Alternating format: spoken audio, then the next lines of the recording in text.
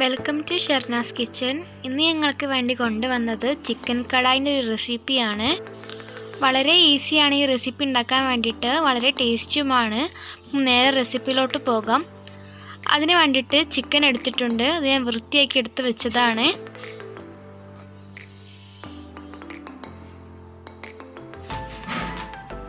ഇതിലേക്ക് ഇനി 1 table spoon ഇഞ്ചി വെളുത്തുള്ളി പേസ്റ്റ്, 1/2 ടീസ്പൂൺ മഞ്ഞൾപ്പൊടി, 1/2 ടീസ്പൂൺ കാശ്മീരി മുളക് പൊടി,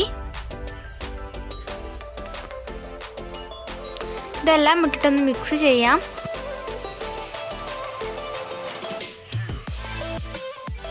ഇതിലേക്ക് പാകത്തിന് കുറച്ച് ഉപ്പ് ഇട്ട് കൊടുക്കാം.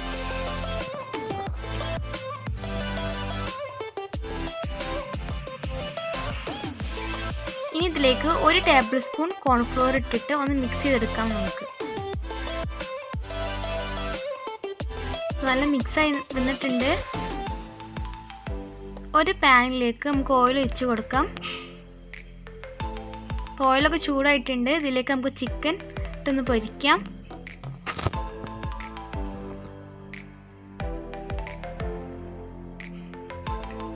നല്ല റെഡ് കളറായിരിക്കും പൊരിച്ചെടുക്കുമ്പോൾ. ചിക്കൻ തിരിച്ചും മറിച്ചും ഇട്ടൊന്ന് ഫ്രൈ ചെയ്യാം. ഞാൻ മുഴുവൻ ചിക്കനും ഫ്രൈ ചെയ്തെടുത്തിട്ടുണ്ട്. ഒരു പാനിലേക്ക് ഓയിൽ ഒഴിക്കാം. അതിലേക്ക് 1/2 ഉള്ളി മുറിച്ചിട്ട് ഒന്ന് ഇട്ട് കൊടുക്കാം. ഇതുപോലെയാണ് ഞാൻ മുറിച്ചെടുത്തത്. ഉള്ളിയൊക്കെ വാടി വരണം, അതുവരെ ഒന്ന് മിക്സ് ചെയ്ത് കൊടുക്കാം.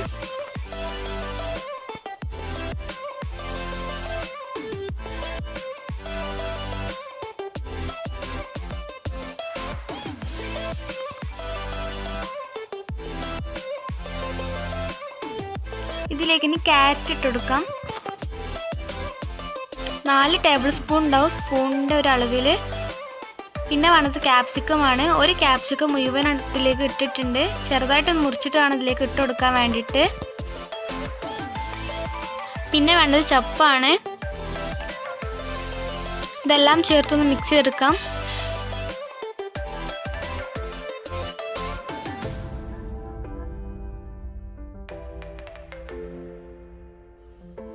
ഇതിലേക്ക് 2 തക്കാളി മിക്സിയിൽ അടിച്ചിട്ടാണ് ഇതിലേക്ക് ചേർത്ത് കൊടുക്കുന്നത്.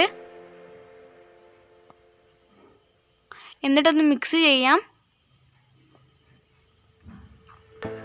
ഇതിലേക്ക് ഇനി ടൊമാറ്റോ സോസ് ഇട്ട് കൊടുക്കാം. ടൊമാറ്റോ സോസിൻ്റെ റെസിപ്പി ഞാൻ ചെയ്തിട്ടുണ്ട്. അത് കാണാത്തവരുണ്ടെങ്കിൽ ഒന്ന് കണ്ടു നോക്കാം. അതിൻ്റെ ലിങ്ക് ഞാൻ ഡിസ്ക്രിപ്ഷൻ ബോക്സിൽ കൊടുക്കാം.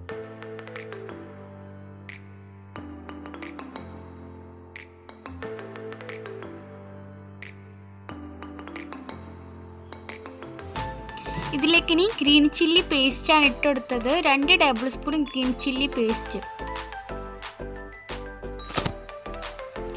ഇനി വേണ്ടത് 1/2 ടേബിൾ സ്പൂൺ സോയാ സോസാണ്. ഇതിലേക്ക് ഇനി 1 ടീസ്പൂൺ പെരുംജീരകപ്പൊടിയാണ് ഇട്ടെടുത്തത്. ഇനി ഇതിലേക്ക് 1 ടീസ്പൂൺ മല്ലിപ്പൊടി ഇട്ടെടുക്കാം. എന്നിട്ടൊന്ന് മിക്സ് ചെയ്യാം.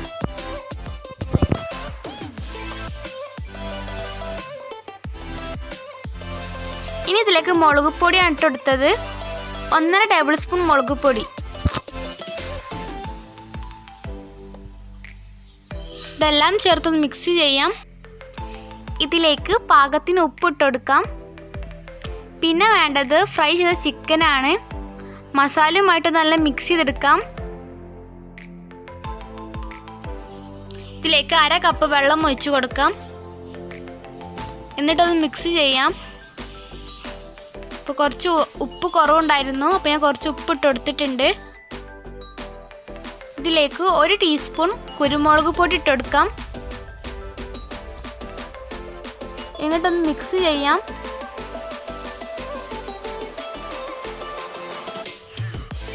ഇതിലേക്ക് ഇനി കറിവേപ്പില ചപ്പ് ഇട്ടെടുത്തിട്ടൊന്ന് മിക്സ് ചെയ്തെടുക്കാം.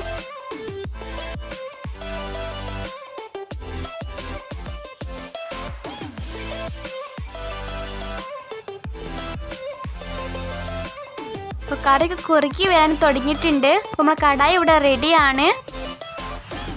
എൻ്റെ ഈ റെസിപ്പി ഇഷ്ടമായാൽ ലൈക്ക് ചെയ്യാനും സബ്സ്ക്രൈബ് ചെയ്യാനും വേണ്ടി മറക്കരുത്. ഇതുപോലെയുള്ള ടേസ്റ്റ് റെസിപ്പീസുമായിട്ട് അടുത്തൊരു വീഡിയോ കാണാം.